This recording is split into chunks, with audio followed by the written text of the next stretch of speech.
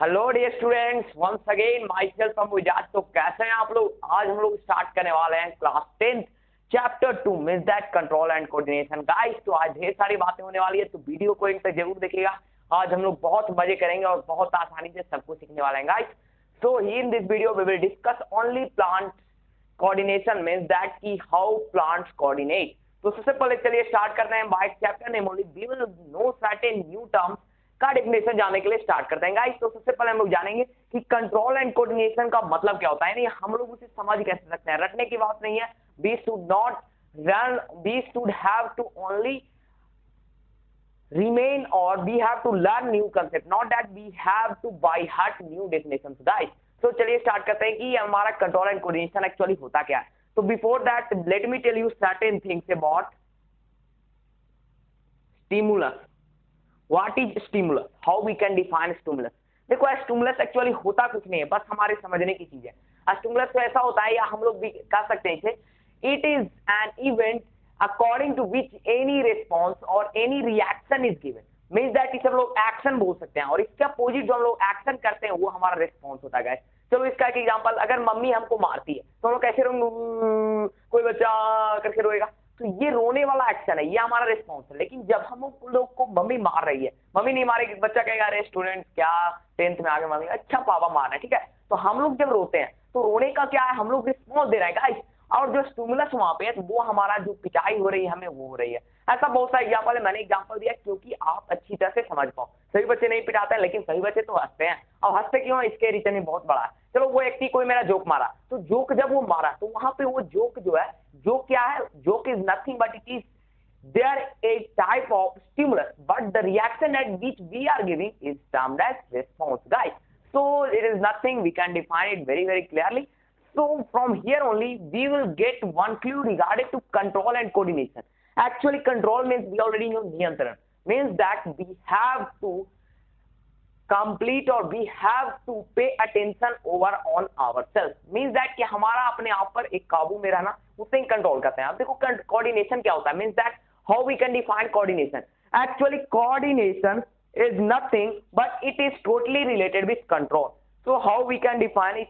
Actually देखो, coordination का मतलब क्या होता है ना, कि coordination is a system or it is a system of process in which we are showing any perfect response, means that कि हम लोग कैसे इसे डिफाइन कर सकते हैं। देखो, मैंने बार बार कहा कि अपने अनुसार समझो। coordination is nothing but it is a systemized method of response produced by any object guys. तो बस इतना ही रिस्पॉन्स हमारा हो गया जो हमारा कोऑर्डिनेशन से रिलेट करता है। चलो अब इसका एक एग्जांपल देकर आपको समझाते हैं। चलो मैं बताता हूं कि मान लो कोई प्लांट हमारा कहां रहता है, हमारा कोई प्लांट जो है हुआ, या हम लोग सूरजमुखी या सनफ्लावर के नाम से जानते हैं, ठीक है गाइस।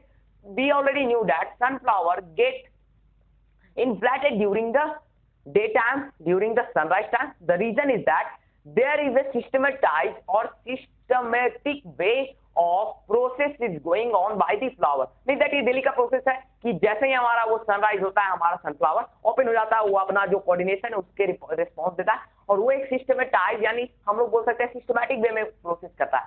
जैसे चलिए मैं एक एग्जांपल और देता हूँ। अगर आप लोग कोई भी, जैसे मान के चलिए आपको कोई मारने वाला है, आप देख नहीं रहे हैं, बस आप इतना समझ में आया ऐसे आपको करो तो आप ऐसे डर जाते हो, ये हमारा रिस्पॉन्स होता है। लेकिन यहाँ पर कुछ ऐसे चीजें हैं जिसके कारण ये रिस्पॉन्स होता है, वही तो है हम लोग को इस चैप्टर में डील करना। So first we need to know a very starting intro regarding to any chapter. तो पार्ट 1 है, इसमें तो हम लोग इंट्रो के साथ ही कुछ भी डिस्कस करेंगे। So guys, this much clear कि नहीं? देखो, अब इतना से आपको कुछ रहना नहीं चाहिए, कंट्रोल कोऑर्डिनेशन स्टिमुलस रिस्पॉन्स क्या है। अब देखो, इसका जो अगला टर्म है ये रिलेट कहां से हो रहा है, जो हम लोग मैं आपको बताता हूं। अब देखो guys, as I told you in this video, in part 1 we will just discuss about the plant coordination. So start the plant coordination. Before that चलो इसका differentiation कर लेते हैं, means that how we can differentiate plant coordination and animal coordination guys. So let's start and differentiate them. So first one we are going to see how they are actually working or how they are coordinating in each respect with another. तो पहले हम लोग guys discuss करेंगे about animal coordination somewhat, क्योंकि हमें differentiate करना है। तो एनिमल का coordination and then we will go through plant coordination. So first animal coordination. देखो एक्चुअली मान के चलो एनिमल कोऑर्डिनेशन का मैं एक एग्जांपल देता हूं। अगर कोई बच्चा पिटाता है या बच्चे की हाथ जल जाती है, तो उसे पता चल जाता है, तुरंत उसके पास मैसेज आता है कि हमारा हाथ जल रहा है, हाथ हटाओ। अगर हम लोग गर्म ऑब्जेक्ट को छूते हैं, वो क्या बात है, इतना जल्दी से हटाते हैं जैसे एकदम हमें पता भनक से चल रहता है। इसके पीछे का रीजन क्या है? What is the mystery behind this particular response that we are producing even when we are coming in contact with a heat object? The reason behind is that we are having a proper nervous system and even an endocrine system is also responsible for any reaction that we are producing against any stimulus, guys. So means that ki how we are controlling and how we are showing any response against any action. So guys, animal का response जो होता है वो काफी quick होता है। Means that I told you, even if we are not in 100% contact, but then also even in certain contact where we go, oh, our hand is getting burned, so we firstly remove it from there. But what about plant? Had you noticed anyone, suppose we are hitting the plant, do they say, ओए हम यहाँ से यहाँ आ जाएंगे, ऐसा कोई करता है response? No, they are not showing the quick response as like animals. The reason behind is that, as I told you, humans are having a very not only human, animals, all animals are having a very fast nervous system and one another endocrine system. We'll discuss both of them in detail in part 2 in even in this video also. But you have to only just remember two things, is that animals are having a systematized or systematic coordination through nervous system and endocrine system, whereas only plants are having endocrine system. Actually, what do you mean by endocrine system? देखो, जितना भी doubt करूँ मैं उतना ही reply देते जाऊंगा। मेरा आगे जाके इस वीडियो में बहुत सारे डाउट आएंगे, मैं सभी को सोल्व करने का कोशिश करूंगा गाइस, और आपको प्रयास करूंगा कि 100% आपको रिजोल्यूशन मिल ही जाए। तो चलो यहाँ पर से डिस्कस करते हैं हमारा कि एक्चुअली एंडोक्राइन सिस्टम क्या होता है, नर्वस सिस्टम क्या होता है। देखो, सिस्टम का मतलब तो समझते हो, सेल से बना हमारा टिश्यू, टिश्यू से बना हमारा ऑर्गन, ऑर्गन से ऑर्गन सिस्टम, ऑर्गन सिस्टम से फाइनली ऑर्गेनिज्म। तो देखो, सिस्टम जो है ऑर्गन सिस्टम या नर्वस सिस्टम, एक्चुअली ये टाइप ऑफ सिस्टम नहीं है, और ये ऐसे हम लोग आइसोलेट कर सकते हैं ऑर्गन सिस्टम से। तो गाइस देखो, नर्वस सिस्टम क्या होता है कि वहां पे हमारा नर्व सेल जो है टिश्यू का फॉर्मेशन लिया। अब वैसे काफी सारे टिश्यू यानी बहुत सारे ऑर्गन्स कोऑर्डिनेट करते हैं, एक साथ रिलेट करते हैं एंड फाइनली एक सिस्टम का बनाते हैं। वो सिस्टम जो होता है वो हमारा नर्वस सिस्टम के अंदर आता है। तो ठीक है गाइस, तो यहाँ पर आपको क्लियर हुआ कि नर्वस सिस्टम क्या है। Now let's see about endocrine system. Actually endocrine system, so guys let's start about endocrine system. तो देखो, एंडोक्राइन सिस्टम एक्चुअली होता क्या, तो मेन टॉपिक हमारा क्या रहेगा कि एंडोक्राइन सिस्टम को हम लोग कैसे डिफरेंशिएट कर सकते हैं या कैसे उसको डिफाइन कर सकते हैं। तो देखो, एंडोक्राइन सिस्टम एक्चुअली कुछ नहीं है, बल्कि हमें जो समझना है, बस हमें उसे थोड़ा सा अपना माइंड के अनुसार उसे टेस्ट कर लेना है। देखो, एक्चुअली एंडोक्राइन सिस्टम में क्या होता है कि जैसे यहाँ पे मैंने बोला न्यूरॉन्स का वर्क होता है, नर्व सेल्स का वर्क होता है नर्वस सिस्टम में, तो वहां पे आपको कोई भी मैसेंजर का वर्क हमारा किसी भी सेल के थ्रू वर्क नहीं किया जाएगा, बल्कि वहां पे हार्मोनल इफेक्ट देखने को मिलता है, यानी हार्मोन जो है वो वर्क करते हैं। लेकिन मैनर दोनों का सेम है, the same thing, even the nervous system is also doing the same work is being done by hormonal system, or we can say what was that, yeah, that system is endocrine system। तो same दोनों का process है, यानी दोनों हमारे लिए same response को follow करते हैं guys. So this much only that we got about the intro. Now we are going to study in detail regarding to plant coordination guys। तो चलो स्टार्ट करते हैं। Before that guys, once again I am telling you, I am working this much for you all, so at least one like is required, and if you are not subscribed our channel till now, go and subscribe the channel and please join the Telegram channel too, because there only I am uploading every day's lecture, questions and notes on our Telegram channel, so you should not miss any of the lectures notes over there। So first we are going to see about plant coordination। No need of writing coordination, just you need to understand that we are going to see about plant coordination in detail guys। तो चलो start करते हैं। तो मैंने जैसे पहले बता दिया कि इनके पास क्या नहीं होता है, इनके पास नर्वस सिस्टम नहीं होता है। तो ये वर्क कैसे करते हैं, ये एक्चुअली एंडोक्राइन सिस्टम के थ्रू वर्क करते हैं, और एंडोक्राइन जो सिस्टम है वो तो कोऑर्डिनेशन दिखाता है, लेकिन वो काफी स्लो मैनर में होता है। ठीक है, अब देखो हम लोग डिस्कस करेंगे कि एक्चुअली ये जो कोऑर्डिनेशन करते हैं, इनका जो कोऑर्डिनेशन ये स्लो क्यों होता है। देखो, अब स्लो होने का पीछे का रीजन क्या है। देखो, मैंने पहले बताया कि हार्मोनल या एंडोक्राइन सिस्टम यहाँ पे स्लो होता है प्लांट में, लेकिन एनिमल में बोथ होता है। तो एक चीज और हमेशा याद रखना कि that we have to remember only one thing, is that hormones are always produced and then only they move or then only they travel from one place to another. ऐसा नहीं होता कि हार्मोन बन के तैयार है और हम लोग कहेंगे तो यहाँ पर से यहाँ पे चला गया, ऐसा नहीं है। ऐसा नहीं कि वहां पे बन के तैयार है, खिचड़ी पकी हुई हमें खाना है, ऐसी बात नहीं है, बल्कि हमें फटाफट बनती है और फटाफट एक जगह से दूसरी जगह मूव कर जाता है। तो यही कारण होता है कि हार्मोनल का थोड़ा सा टाइम लग जाता है एक जगह से दूसरी जगह मूव करने में as compare to nervous system guys. So let's start and see about the different types of hormones which help the plant to coordinate in a very systematized or systematic manner, guys. So we will discuss certain hormones that are available in plants and how they help the plant in their coordination, guys. तो चलो पहले plant का कुछ coordination समझ लेते हैं. देखो, later I will tell you about the Mimosa pudica, which is also known as touch me not, या हिंदी में बोलो तो छुई मुई का प्लांट. एक्चुअली छुई मुई का प्लांट काफी रिएक्टिव होता है. अब मैंने एक ऐसा बोला, यहाँ पे बंदे कहेंगे तुम गलत बता रहे हो. ऐसा मैंने बोला पहले कि ये काफी लेट करता है.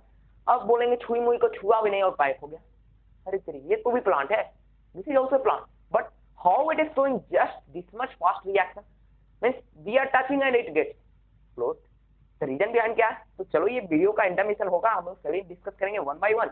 तो कुछ एक्सेप्शनल केस आएंगे, वो कब आएंगे ये भी डिस्कस कर लेंगे गाइस. तो फर्स्ट स्टार्ट करते हैं कि there are certain hormones which are responsible for the endocrine system or control coordination in plants. तो actually 4 hormones होते हैं, 4 hormones.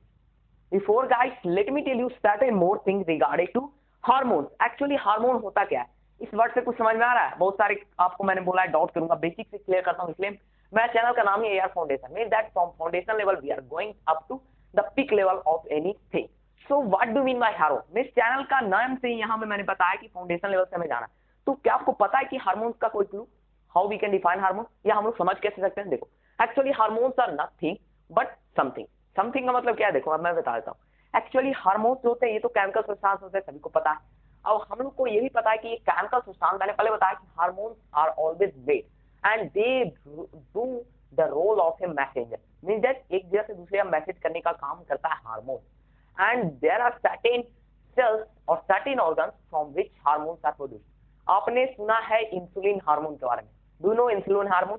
जानते हैं आप लोग? सभी जानते हैं, हम लोग सभी जानते हैं, क्योंकि डायबिटीज जो पेशेंट होते हैं उनमें इंसुलिन का कम प्रोड्यूस होने के कारण वहाँ पे डायबिटीज पेशेंट को या डायबिटीज जो हमारा डिजीज है वो हो जाता है. लेकिन क्या आपको पता है कि डायबिटीज एक्चुअली कहाँ से प्रोड्यूस होता है? किस जो हार्मोन है हमारा इंसुलिन, वो एक्चुअली कहाँ से, एक्चुअली किस सेल से या किस ऑर्गन से प्रोड्यूस होता है? उसका नाम है बेटा सेल्स. तो ये सब छोड़िए, आपका कंटेंट में नहीं, लेकिन इतना जानिए कि hormones are nothing but it is a chemical substance made by any organ or any cell and they do the role of a messenger. So guys, this much clear information, यानी hormones के बारे में हम लोग clear हो गया.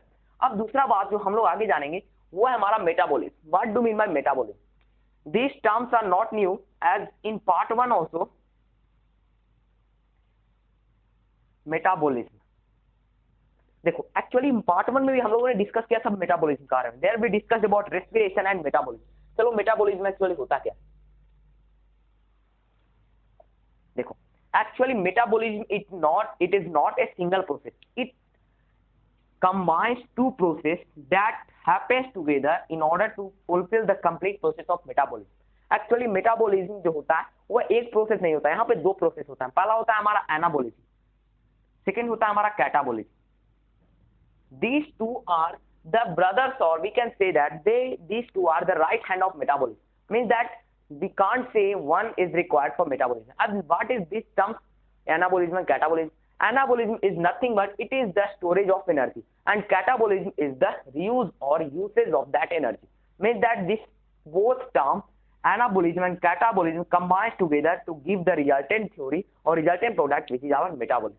Means that how we can define metabolism is nothing but it is the process through which energy content is produced and then it is reused from any organism by any organism. So guys, clear है कि metabolism क्या होता है. चलो अब इसके बाद जो हमारा अगला टर्म आ रहा है जो हम लोग को जानना है वो होता है हमारा डोरमैसी. अब देखो डोरमैसी क्या होता है इसे मैं क्लियर कर देता हूँ. एक्चुअली मैंने पहले बताया कि ये सभी टर्म्स नहीं है बल्कि आपको मिलेंगे ही मिलेंगे आगे. तो ऐसे इससे आगे जाने से पहले इंट्रो जो हमारा पार्ट 1 होता है वहां पर इन सभी डाउट को क्लियर कर लेना ही हमारे लिए काफी आसानी हो जाती है. So we are going to see about dormancy. What is dormancy? Dormancy, what is dormancy? Actually dormancy is nothing but it is an exceptional case of metabolism. अब एक चीज और देखो, हम लोग पार्ट 1 में डिस्कस किए थे. we discussed in part 1 that how we can differentiate living organism and non living organism. There I told you every organism give response to their surrounding or to their climatical change or dramatical change or any change that happens in their surrounding. Means that they coordinate. but there are certain exception और they also perform metabolism every organism। ये बस इतना याद रखो, कोई भी living organism होगा 100% लिख लेता हूँ, गारंटेड, कोई से गलत नहीं कर सकता, ये थ्योरी लिख लो नोट करके कि all organism, living organism show just one thing, first one they show coordination, means that change and their evolution and their controlation, or we can say that they are response on the stimulus। Second one क्या है, metabolism, ये सभी करते हैं, जितना भी living organism सब करता है, लिख लो बस। अब देखो डोरमेंसी जो है ये एक्सेप्शनल केस, मैंने क्यों बोला, ये प्लांट्स में होता है। एक्चुअली डोरमेंसी का मतलब क्या होता है, देखो suppose we are planting a seed in the soil, we already knew that seed is protected by a cover। what is that?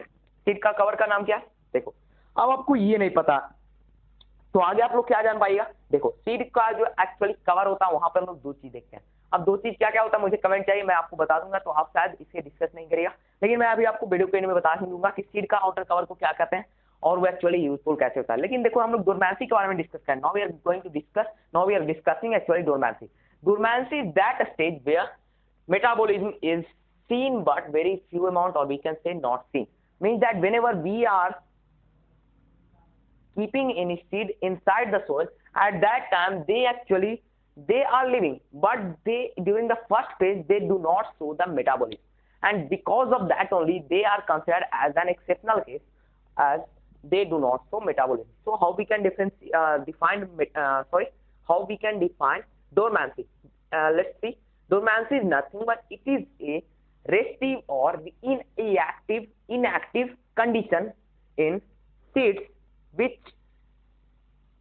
in which metabolism is almost stopped। So you have to remember only one thing regarding to is the metabolism is in that condition during dormancy time, means that during when we are planting any tree from the seed, during that time they do not show the metabolism। That's why that particular state is known as dormancy। What do you mean by next term, breaking of dormancy?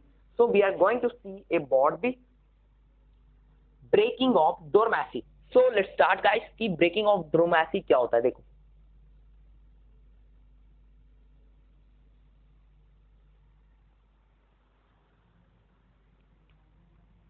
B of dormancy, one thing that we have to keep in our mind is that, देखो कुछ भी जान रहे हैं तो हमारा जो basic words है ना, इंग्लिश का word, grammatical words, there meaning remains same. ऐसा नहीं कि हम लोग बायोलॉजी में पढ़ रहे हैं तो ब्रेकिंग का मतलब टूटना ही टूटना हो जाएगा, ऐसी कोई बात नहीं।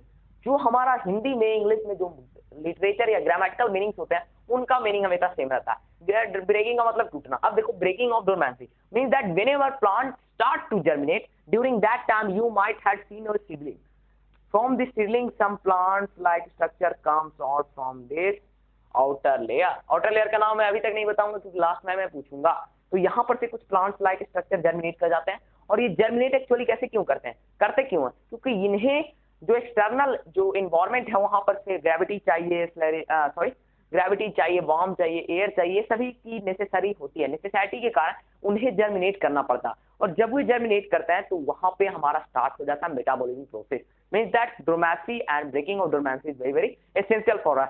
सो we were discussing about the 4 hormones produced और विच आर कंसिडर्ड और which are helpful for the coordination in plants. तो 4 हार्मोन्स का पहले मैं फटाफट नाम दे दूंगा और उनके बारे में कुछ सर्टेन एग्जांपल बताऊंगा। तो पहला हमारा ऑक्सिन। देखो एक्चुअली हम लोग जिस भी हार्मोन के बारे में डिस्कस करेंगे, वंस अगेन बिफोर दैट देखो plant hormones are also known as photo hormones. Photo hormone, so these basic term need to be in your presence of mind, that I may ask later with you। So we'll start with auxin। Auxin is the first hormone or photohormone which is very very essential for plants।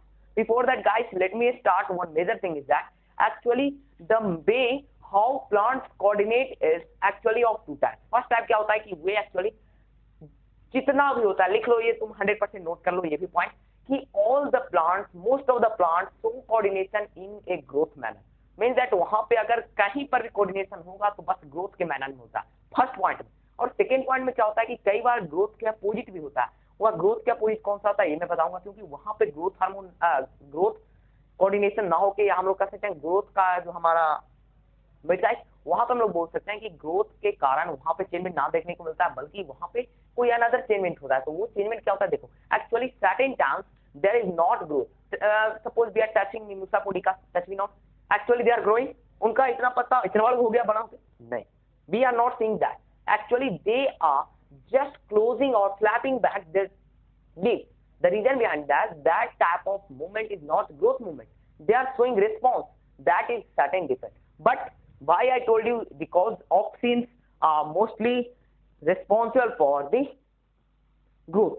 Because देखो auxin को जानने से पहले एक चीज और मैं बताऊंगा कि ये जो ऑक्सिन होता है, हम लोग क्लास 9 में पढ़े हैं, we discussed about their tissue we discussed about meristematic tissue, there I told you about the intercalary and apical and lateral. These three I told you there. Actually the first auxins actually help in cell differentiation or enlargement of the plant, means that I told you they help in what, they help in growth. Actually by the growth only they show the coordination, or they show the change in their environment, guys. So how we can say, or how we can give off the uses of auxins is that, first uses क्या है, देखो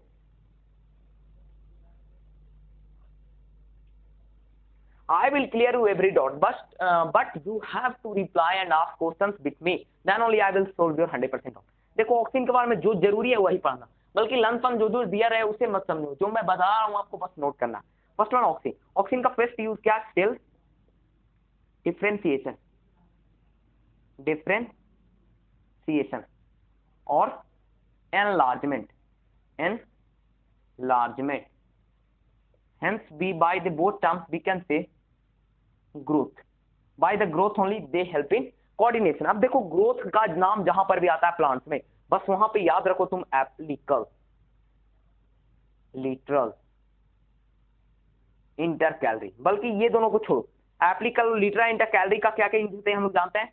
literal हमारा किधर करता है, ये हमारा बीच को इंक्रीज करता है, बल्कि इंटरकैलरी तो हमारा नोट्स को हेल्प करता है। बल्कि एप्लिकल जो मेन होता है ना, यही हमारा apical meristematic tissue, auxins are available, auxins, hormones, phytohormones are available in apical region, means that the tip of root, tip of the stem, tip of the branches hold this hormone, auxin hormone. तो बस इसका जो main use मैंने बताया कि ये mostly help कहाँ करते हैं, सेल डिफरेंशिएशन और cell enlargement, means that they help in growth of plant, and because of the growth only they show the coordination in plant. The second thing is that how auxins are moved, or how auxin is responsible for the growth. देखो अब auxin responsible कैसे है, जो मैंने पहले बताया एप्लिकल में। देखो अब ये जो एप्लिकल आ रहा हमारा, एप्लिकल टर्म जो आ रहा है, इसे आपको याद रखना है। देखो अब मैं आपको एक डायग्राम बताने वाला हूं यहाँ पर।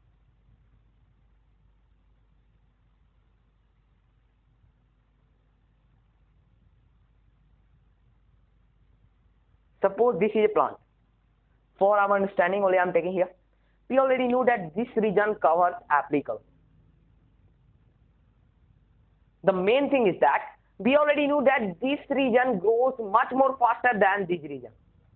इसका रीजन क्या है कि यहाँ पे हमारा एप्लिकल मेरिस्टेमेटिक टिश्यू अवेलेबल है, और एप्लिकल मेरिस्टेमेटिक टिश्यू में हमारा ऑक्सिन हार्मोन ग्रेटर अमाउंट में होता है, और यही कारण होता है कि ये टोटली हेल्प करता है हमारा ग्रोथ में। तो आपको जब भी कोई पूछे कि हमारा ऑक्सिन जो है वो ग्रोथ में कैसे हेल्प करता है, या how they help in growth of plant, तो आपको क्या रिप्लाई देना कि देखो हमारा जो ऑक्सिन्स होता है, means that auxins are mostly in large amount available in apical region, apical meristematic tissue, and because of that only they help in the enlargement or in the growth of plant. The second thing देखो हमारा gibberellin है, देखो जो हम लोग बोलने वाले हैं यहाँ पे मैंने पहले बता दिया कि हमारा जो हमारा रहेगा 3 हार्मोन, ग्रोथ हार्मोन, ये जो है वो ग्रोथ में हेल्प करता है, यानी वो ऐसा हार्मोन है जो कि कोऑर्डिनेशन तो शो करते हैं, बल्कि by the growth only this show.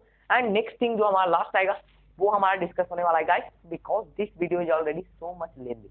I don't like to make much more lengthier video with very very less concept, means that पढ़ो कम समझो ज्यादा। हम लोग का क्या थ्योरी होना चाहिए कि we have to learn more and we have to remember less, means that पढ़ो ज्यादा नहीं, समझो ज्यादा, पढ़ो कम। तो बस इतना ही गाइस, ये वीडियो एंड करने वाला है। पार्ट 2 में देखो मैंने as I told you that I will complete the plant hormone in part 1। How is this possible? because in basic theory only you are having so much doubt. Yeah, the question which I asked there, my question was that which is the outer layer of any seed. आप देखो cell का outer layer, आपने cortex का नाम सुना है, ये reason होता है हमारा कॉर्टेक्स का, ठीक है। बस इतना याद रखना कि आउटर रीजन और the covering region is known as cortex of the seed. तो चलो गाइस, यहाँ पर से हम लोग इन कर रहे हैं इस वीडियो को।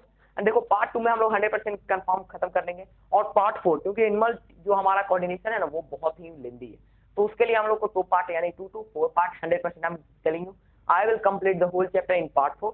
So let's start and see and wish you all a very thankful for watching this video. If you are not subscribed the channel till now, तो भाई किस बात का देर है, किस बात का देर है तुमको, जाओ सब्सक्राइब करो। मिलते हैं अगले वीडियो में। Thanks for watching.